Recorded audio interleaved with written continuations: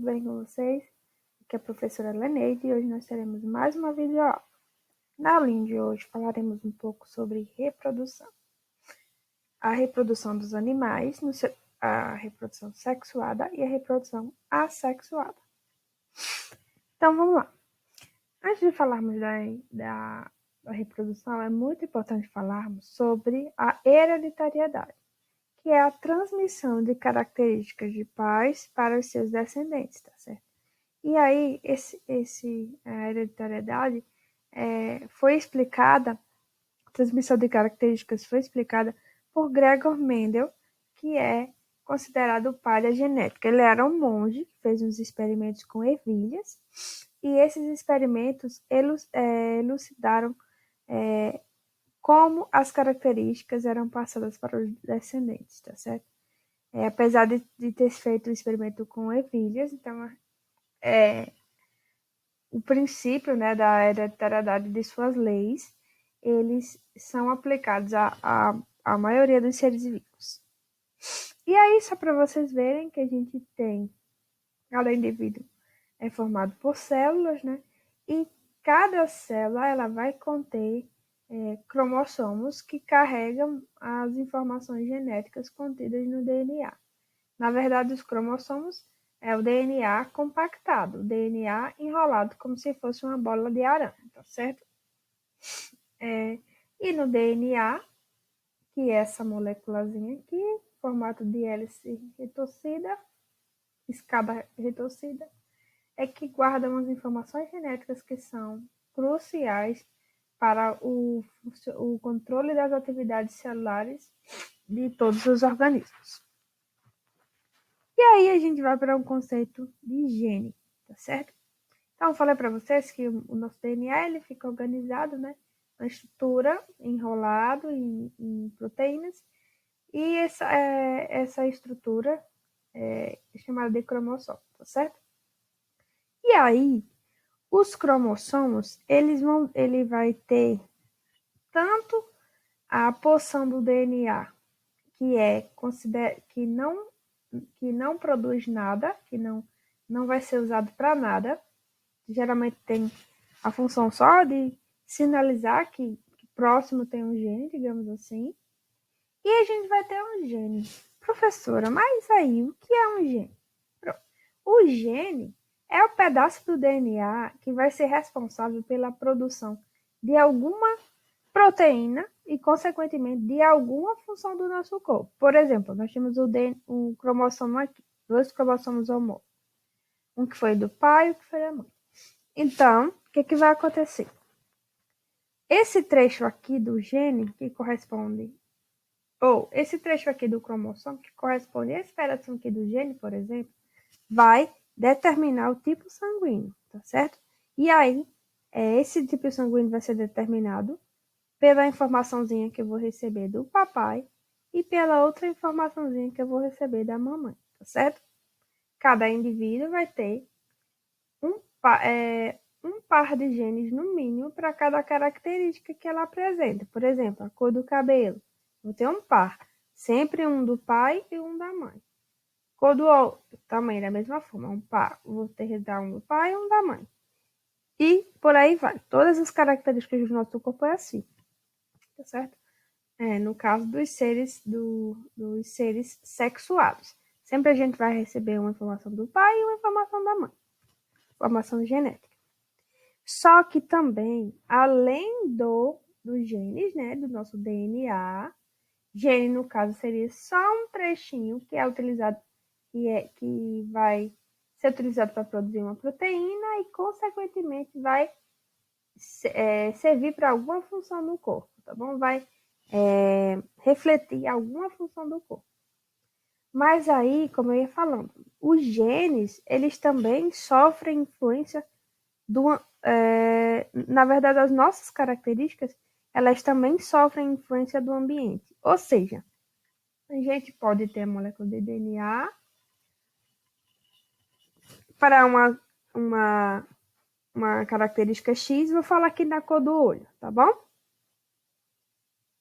E aí, de acordo com, por exemplo, a exposição de luz, que eu recebo desde o nascimento, né? E também com e a interação da quantidade de luz com a informação genética que eu tenho, pode fazer com que, por exemplo, meu olho ele fique mais escuro, tá certo? Ou, por exemplo, minha pele fique mais escura. Eu tenho um gene para a cor branca, mas aí, se eu receber muito sol, eu posso ficar mais escuro, tá certo? E por aí vai. E aí nós entramos na genética, que é um ramo da biologia que estuda os genes, tá certo? E tem especialistas, né, nesse estudo de genes, que são geneticistas.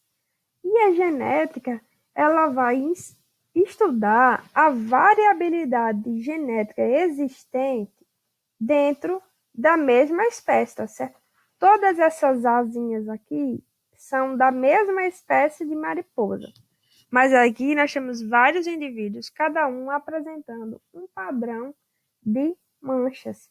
Isso quer dizer que esses indivíduos, eles são diferentes, são da mesma espécie, mas são diferentes geneticamente, tá certo? Apresentam variabilidade genética. Como se a gente colocasse aqui, ó, enfileirado várias pessoas da nossa sala. Cada uma delas teria um padrão de cor, de altura, apesar de sermos todos da mesma espécie, que é a espécie humana. E aí a gente vai falar um pouquinho sobre mutações. Ó, eu não disse para vocês que aqui é o gene, né? Que vai levar todas as nossas informações,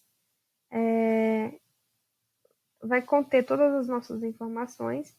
E aí, ó, esse gene aqui, ele pode sofrer alterações, tá certo? O que é isso, professora? Ó, essas informações genéticas aqui, elas são chamadas de nucleotídeos, tá certo? E os nucleotídeos são as letrinhas, que no caso do nosso DNA é ATCG, tá certo? Uma letrinha vai sempre se complementar com outra letrinha. A sempre vai se ligar com T e C sempre vai se complementar com G. Tipo, azul vai ser sempre ligado a roxo e vermelho sempre vai ser ligado a amarelo. E por algum motivo que não se sabe ainda muito certo, mas que pode estar relacionado, por exemplo, à exposição à radiação, a consumo excessivo de agrotóxico, à exposição à luz solar por muito tempo, pode acontecer erros. Eu posso ter uma cópia do DNA original com errinho. Olha, percebam bem, verde não é sempre com roxo, vermelho sempre, eu acho que é laranja sempre com amarelo, vermelho sempre com verde, amarelo sempre com laranja, porque não interfere a ordem. Estou falando que verde esteja com roxo e laranja com amarelo. E aqui olha o que aconteceu. Esse verde aqui era para estar se ligando, né, se pareando com o roxo. E que cor é essa? É uma cor laranja. Então isso significa que esse trecho aqui do gene, ele vai ter uma mutação, que nada mais é que uma alteração no gene, tá certo? E aí, como muda a informação registrada do gene também pode mudar as estruturas, as substâncias que vão ser produzidas a partir desse gene, tá certo? E essas mutações, elas são neutras, nem prejudicam nem beneficiam. Mas, às vezes, essas mutações, elas podem levar à morte, que são as mutações que a gente chama de prejudiciais. E podem também ser vantajosas, fazendo com que o ser vivo ele passe a viver melhor no ambiente. E se isso acontecer, eles vão se reproduzir. Se essas mutações estiverem nas células sexuais, que são as células reprodutivas, que são, no caso da maioria dos animais, espermatozoides, na verdade, dos animais, espermatozoides e óvulos, Então, essa característica aqui vai passar para o descendente. E vai, né, melhorar as chances de sobrevivência também dos descendentes. Certo? E aí, gente, falei de higiene, falei em DNA, tá, tudo bem. E aí, na biologia, a gente também entende por que é importante saber que o DNA ele vai se multiplicar. Porque, é, como é que os indivíduos crescem? Já parando para pensar que a gente é originalmente apenas uma única célula, que é chamada de zigoto, e quando estamos na fase adulta temos vários trilhões de células. Como é que isso acontece? Simples. As células se dividem, tá certo, gente? E uma célula só vai se, se originar em uma célula pré-existente. Então, a gente tem a célula inicial zigoto e, a partir dela, várias outras células, todas as outras células do nosso corpo vão ser originadas. E aí, na biologia, a biologia, a ciência, né? Ela é a única disciplina, digamos assim, em que a dividir significa multiplicar. Então, eu tenho uma célula que vai se dividir e vai gerar duas células, se tornar duas células geneticamente iguais. Nesse caso aqui de divisão celular, que a gente chama de mitose, tá certo? A gente ainda vai ver meiose, mas aí só lá no ensino médio, na primeira série, mitose e meiose, tá certo? Hoje, a gente vai só dizer que essas divisões que acontecem nas células, elas são importantes para aumentar para aumentar o número de células de um organismo. Se aumenta o número de células, consequentemente eu vou aumentar também, o organismo vai crescer também, né? Além disso, essas células também se dividem para reparar lesões. Por exemplo, quando a gente sofre um corte, então vai lá, as células vão se dividir da região para reparar aquela lesão. E também se dividem para reprodução, por exemplo. Os espermatozoides e os óvulos, eles vão ter que vai haver células que vão se dividir para originar esses gametas reprodutivos, tá certo? E aí, gente, a gente vai falar um pouco sobre a reprodução humana, tá? Então, a reprodução humana é muito fofa, muito fantástica. Acontecem muitos eventos muito interessantes, tá certo? A gente poderia passar aqui 4, 5 videoaulas só falando de reprodução. Geralmente é um assunto que chama muito a atenção e que a gente, nas aulas normais, né, presenciais, a gente teria vários encontros falando. Então, eu vou tentar ser resumida para o vídeo não se estender muito e vocês reclamarem depois do tempo. E aí, ó, para a reprodução humana, o que vai acontecer? Antes, vamos falar só um pouquinho sobre as características, né, do material genético e tudo. Ó, todas as células do nosso corpo, elas vão ter, todas as células, exceto as células reprodutivas, que são, no caso, espermatozoide e óvulos, vão ter todo o conjunto de cromossomos. Dois conjuntos, na verdade. Um que a gente herdou do pai e um que a gente herdou da mãe. E aí, esse conjunto do pai e da mãe vão formar, né, o nosso material genético, que vai estar lá organizado, né, condensado na forma de cromossomo e às vezes também fica descondensado. Na maioria das vezes ele fica descondensado, tá certo? Que é quando ele está naquele formatozinho lá de dupla hélice retorcida que vai precisar se abrir e se fechar. Depois a gente vai estudar um pouco sobre isso também lá no primeiro ano, na primeira série. E aí, gente, o que acontece? Temos apenas uma célula, no caso, um tipo de célula. Na verdade, as mulheres vão ter os óvulos e os homens vão ter espermatozoides. Somente essas duas células, elas vão ter só metade da informação genética, tá certo? Por quê, professora? Porque durante a fecundação, que é o encontro do espermatozoide com o óvulo, esse eu vou herdar aqui metade da informação genética do pai, metade da informação genética da mãe, e vou gerar um novo indivíduo, um novo zigotinho, tá certo? Então, os espermatozoides, eles vão ter N informação genética, os óvulos também vão ter N informação genética. E quando elas se combinam, durante a fecundação, o indivíduo volta a ter 2N, que é o conjunto de cromossomos de material genético completo. Um herdado do pai e outro herdado da mãe. Ok? E o nome dessa célulazinha inicial que a gente obtém a partir da fertilização, da fecundação, é chamado de zigoto, tá certo? Lembrando que somente um espermatozoide ele consegue fecundar o óvulo, tá bom? São milhares que são liberados na espécie humana. Geralmente, a cada ejaculação, são cerca de 20 milhões de espermatozoides, mas só um vai concluir,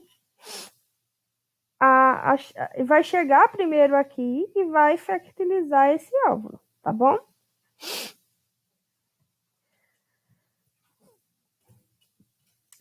Só voltando. Quando o indivíduo ele tem todo o conjunto cromossômico, todo o conjunto de genes, a gente chama de 2N. Que é a maioria das nossas células, 99,9%, digamos assim. Mas temos aquele 0,1%, tá certo? 99,9, que são as células reprodutivas, que apresentam apenas metade desses cromossomos. Porque é uma lógica simples.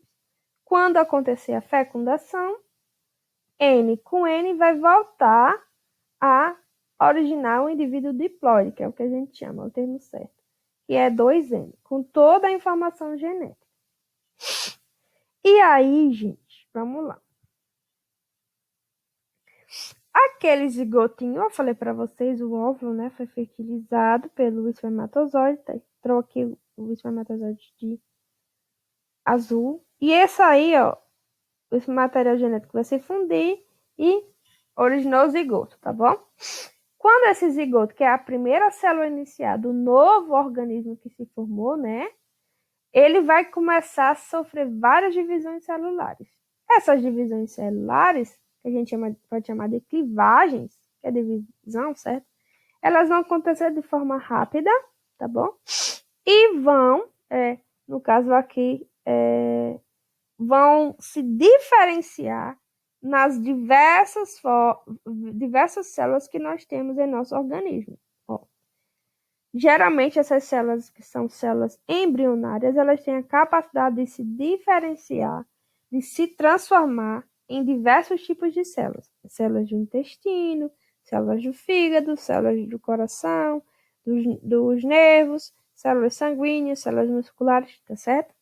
E aí, mesmo tendo a mesma informação genética, cada uma vai ser diferente, porque elas vão expressar, vão ter, né, vão ativar, digamos assim, trechos diferentes do DNA. Apesar de ser o mesmo DNA, eu vou, por exemplo, numa casa. Vamos fazer de conta que a casa seria o nosso DNA.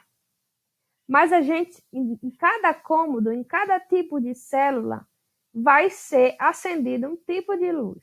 Pronto, eu acendo a luz do quarto, eu vou ter uma célula do intestino. Eu acendo a luz do banheiro, eu vou ter uma célula muscular. Não é o mesmo DNA, não é a mesma casa, mas cada tipo de células vai ter um tipo de função, porque uma parte do gene não é o mesmo gene que é ativado na casa toda, não.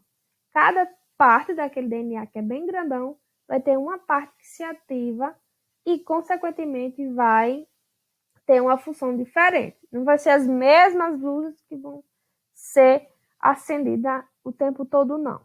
Não, vai ser uma luz específica em cada tipo de célula, tá certo? Vai ser um trecho do DNA específico em cada tipo de célula.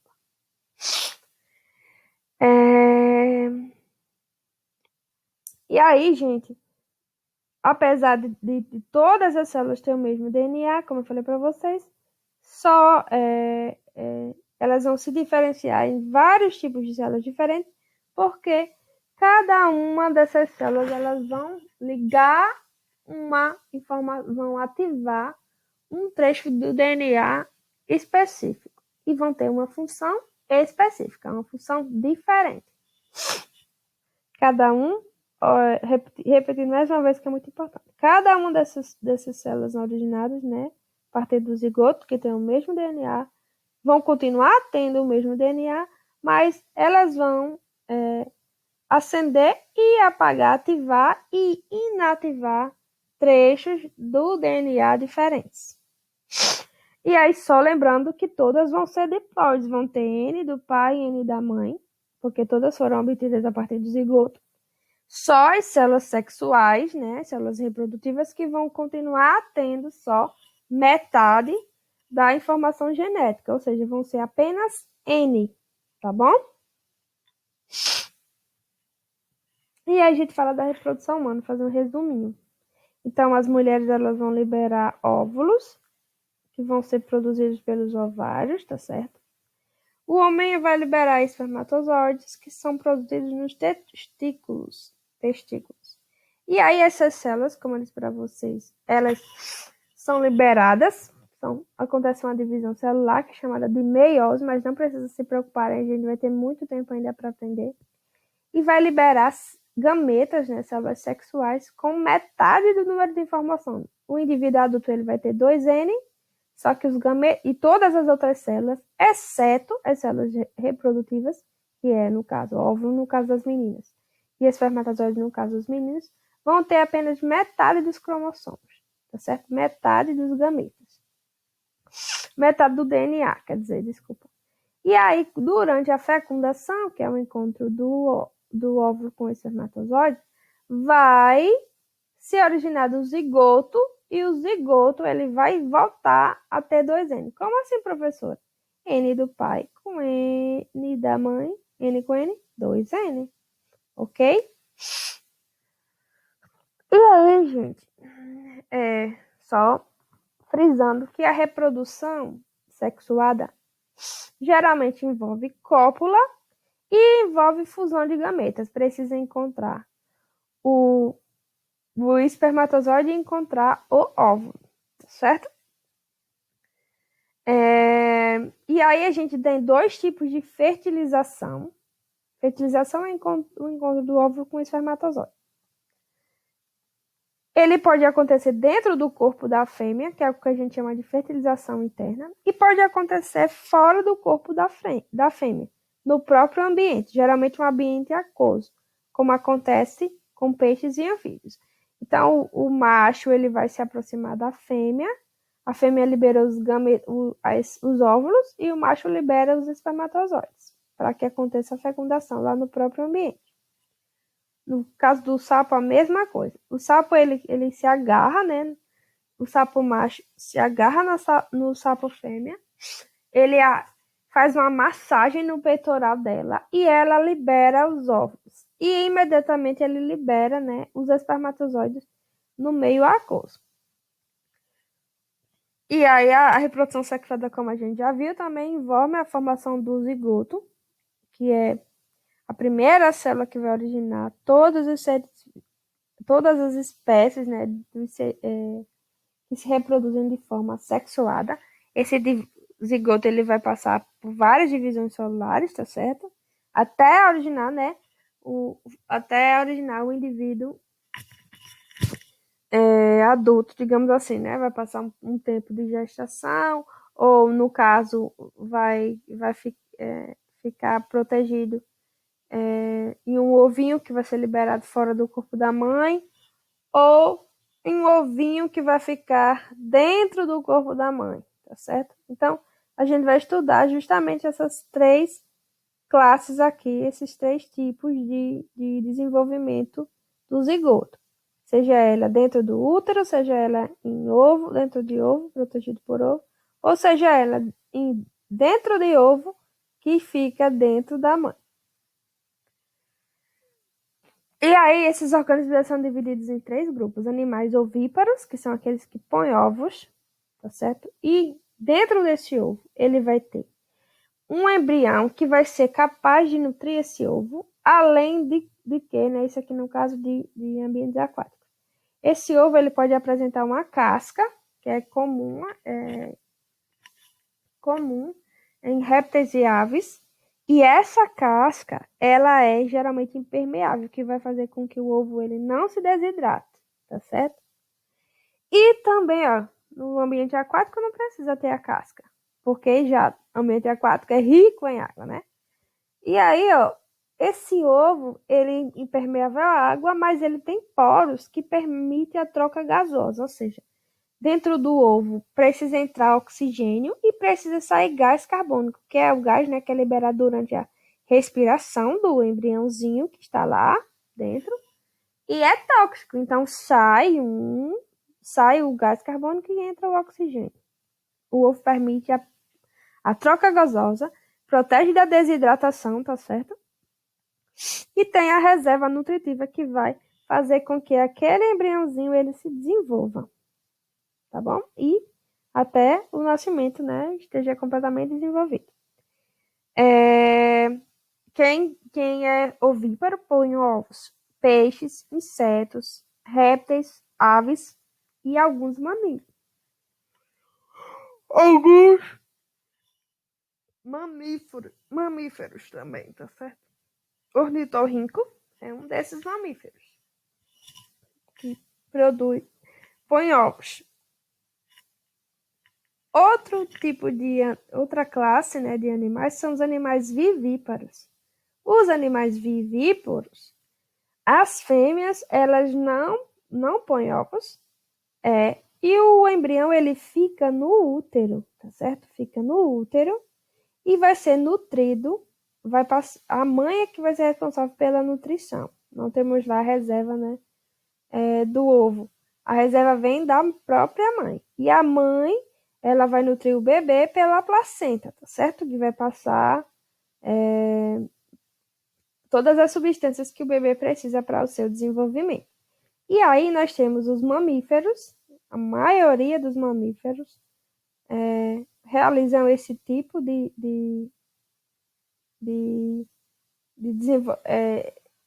a maioria dos mamíferos são vivíparos, né? Os seus embriões ficam no seu corpo até o nascimento, tá certo? Que vai crescer e vai receber o nome de feto, tá certo?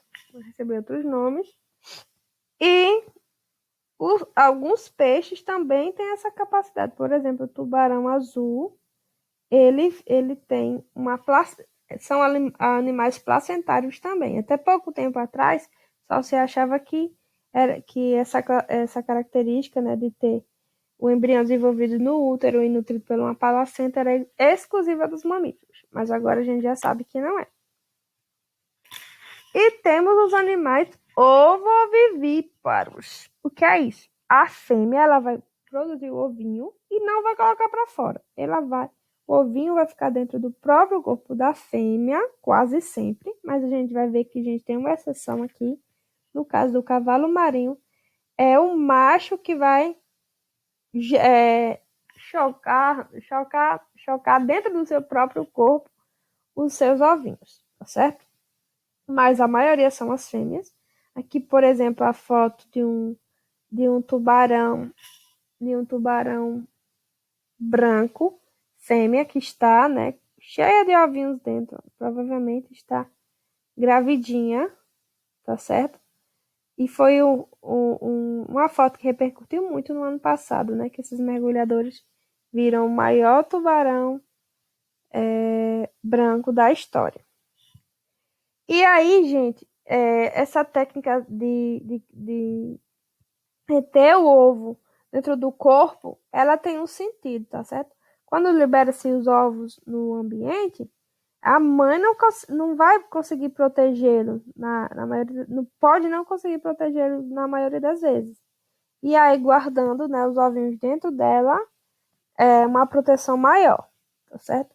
E além disso, né, o embrião ele vai continuar tendo as reservas nutritivas que que estão presentes no ovo, a mãe não vai nutrir ele, vai ficar apenas protegendo esses ovinhos e, consequentemente, os seus filhotes. E aí, gente, professora, qual é a vantagem da reprodução sexuada, tá certo? A vantagem é que ela vai garantir a variabilidade genética. O que é isso? Na mesma espécie vai ter indivíduos geneticamente diferentes. Isso é importante por quê? Professora, quer dizer, queridos, vocês já viram aí a pandemia, que matou mais de 1 milhão de pessoas. Se nós fôssemos iguais e aparecesse uma pandemia dessa que matar uma pessoa, mataria todo mundo. Nós somos geneticamente diferentes, então cada um vai ter uma resposta diferente à presença desse vírus. Por isso que alguns morrem, alguns nem têm sintomas, alguns têm sintomas graves, alguns têm sintomas leves, alguns o vírus nem consegue infectar, tá certo? Então, isso é graças à diversidade genética. Então, quanto maior a diversidade genética tiver uma espécie, menores chances ela vai ter de se extinguir. Se, por exemplo, um vírus fosse letal para todo mundo, então todo mundo já teria morrido, tá certo? Todo mundo que pegou já teria morrido. E isso poderia ocasionar uma extinção da espécie humana. Mas isso não vai acontecer por quê? Porque nós somos diferentes geneticamente. E lembrando que nenhum descendente, por mais que ele se pareça com um dos pais, ele não vai ser a cópia de um dos pais. Ele vai ser a mistura das informações genéticas do pai e da mãe, certo? E aí a gente vai ver agora que algumas espécies elas se reproduzem de forma assexuada, ou seja, não acontece aquela fertilização que é o encontro do óvulo com o espermatozoide, tá certo? E na reprodução assexuada, eu vou gerar sempre clones. O que é isso, professora? Aqui é uma hidra, tá certo? Então, o que é que vai acontecer? A hidra vai apresentar, vai gerar, digamos assim, vai começar a produzir, na verdade, um aglomerado de células aqui, um brotinho de células. Esse brotinho vai crescer, crescer, crescer. E vai chegar a certo ponto que ele vai se destacar da hidra. E aqui eu já tenho, consequentemente, uma nova, ela vai enraizar, né?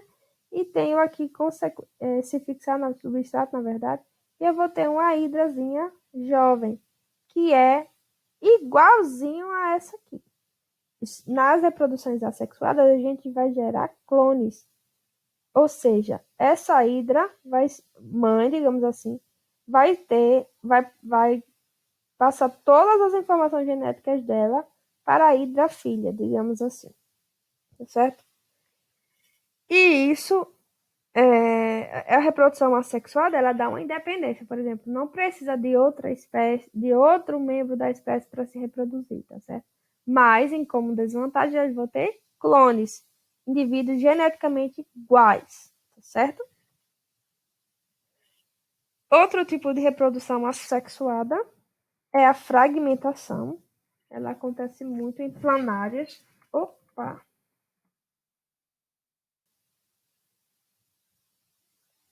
I'm sorry. Acontece muito em planárias, tá certo? Que são plateumintos, que a gente vai estudar depois.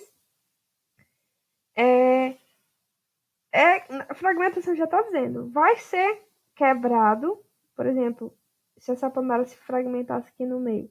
Então, ela ia regenerar essa parte anterior e originar essa parte posterior. E essa parte posterior iria originar a anterior. E iriam se formar dois indivíduos, se partissem no meio, tá certo? Se partissem aqui 1, 2, 3, 4, 5, 6, 7, eu vou originar 1, 2, 3, 4, 5, 6, 7 planárias também, tá certo? Aconteceu, ela se multiplicou, se dividiu, aconteceu a multiplicação da espécie? Aconteceu, tá aqui, ó. Tinha 1, agora eu tenho 7. Mas aí tem um detalhe, essas 7 que foram originadas a partir dessa, são geneticamente iguais a essa. Então, não tem variabilidade genética. Todas são clones, tá certo? E aí, gente, a gente finaliza a nossa aulinha de hoje, que está lá no capítulo 5, na página 97, a Ciências fez, tá certo?